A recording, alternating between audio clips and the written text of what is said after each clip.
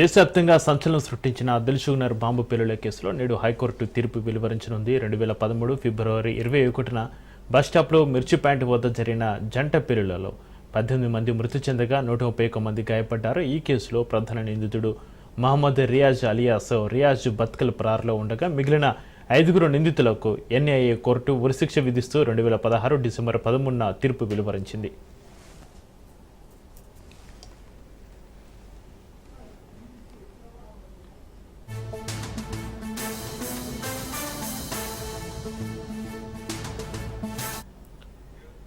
ఉరిశిక్ష పడిన నిందితుల్లో Ajdullah Akhtar alias Hadi, Ziaur Rehman alias Waqas alias Nabeel Ahmed, Mohammed Tahseen Akhtar alias Hasan alias Monu, Yasin Bhatkal alias Shahrukh, Azad Shaikh alias Samar Arman Tunde alias Sagar alias Aijaz Sayeed Shaikh ఉన్నారు. అనంతరం ఉరిశిక్ష ధృవీకరణ నిమిత్తం ఎన్ఐఏ కోర్టు తీర్పును హైకోర్టుకు నివేదించింది. దీంతో పాటు 5 నిందితులు కింది కోర్టు తీర్పును రద్దు చేయాలని కోరుతూ అప్పీలు దాఖలు చేశారు. వీటిపై justice K Lakshman, justice P Sri సుధరతో కూడిన ధర్మాసనం సుమారు 45 రోజుల పాటు సుదీర్ఘ విచారణ జరిపి తీర్పు వాయిదా వేసింది.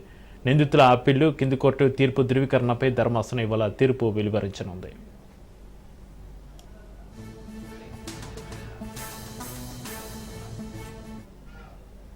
దేశవ్యాప్తంగా సంచలనం సృష్టించిన దిల్సుఖ్నగర్ బాంబు పేలుళ్ల కేసులో నేడు హైకోర్టు తీర్పు సంబంధించి మరింత సమాచారాన్ని మా ప్రతినిధి రత్నకుమార్ ఫోన్లైన్లో అందిస్తారు. రత్నకుమార్, 2013లో హైదరాబాద్ నగరాన్ని ఒక్కసారిగా ఉలిక్కిపడేలా చేసిన దిల్సుఖ్నగర్ బాంబు పేలుళ్ల ఘటనకు సంబంధించి ఇవాళ నేడు హైకోర్టు తీర్పు ఇవ్వబోతోంది. 2013 ఫిబ్రవరి 21న దిల్సుఖ్నగర్ తో పాటు జంట బాంబు పేలుళ్లు జరిగినాయి. లుంబిని పార్క్ కావచ్చు, గోకుల్చాట్, పలు ప్రాంతాల్లో కూడా బాంబు పేలుళ్లు అనేవి చోటు చేసుకున్నాయి. ఈ ఘటనలో ఒక్కసారిగా హైదరాబాద్ మహానగరంలో షాకింగ్ ని కలిగించాయి. అన్నిటికి సంబంధించి ఈ బాంబు పేలుళ్లకు పాల్పడింది ఇండియన్ ముజాహిదీన్ సంస్థగా గుర్తించింది ఎన్ఐఏ. ఈ బ్లాస్ట్ లో దాదాపు 17 మంది మృతి చెందగా 150 మందికి పైగానే తీవ్ర గాయాలు పాలయ్యారు. అయితే ఇన్సిడెంట్ జరిగిన తర్వాత ఈ కేసును ఎన్ఐఏ ఈ బ్లాస్ట్ కేసును దర్యాప్తు చేసింది. ఈ కేసులో ప్రధాన నిందితుడిగా, దీనికి కీలక సూత్రధారిగా యాసిన్ బత్కల్ గుర్తించారు. ఇప్పటికే 5 నిందితులకు ఉరిశిక్ష ఖరారు చేసింది ఎన్ఐఏ స్పెషల్ కోర్టు. ఆ తర్వాత నిందితులు తదుపరి కోర్టును ఆశ్రయించారు. ఇందులో నిందితులుగా A1 గా అబ్దుల్లా అఖ్తర్, A2 గా యాసిన్ బత్కల్, A3 తహసీన్ అఖ్తర్, A4 గా జియావుర్ రెహమాన్, A5 గా ఇజాక్ షాయిక్, ఈ 5 నిందితులుగా ఉన్నారు. ఎన్ఐఏ కోర్టు తీర్పును హైకోర్టులో సవాల్ చేశారు ఈ 5 నిందితులు. ఇప్పటికే హైకోర్టులో వాదనలు ముగిశాయి. దాదాపు 12 సంవత్సరాల తర్వాత ఇప్పుడు నేడు హైకోర్టు తీర్పు, ఇన్సిడెంట్ జరిగినటువంటి 12 సంవత్సరాల తర్వాత నేడు వాళ్ళ హైకోర్టులో తీర్పు రాబోతోంది. మరి ఎటువంటి తీర్పు వస్తుందనేది వేచి చూడాల్సినటువంటి అవసరం అయితే ఏర్పడింది. మరోవైపు ఇందులో కొంతమంది నిందితులు ఇప్పటికే పరారీలో ఉన్నట్లు తెలుస్తోంది.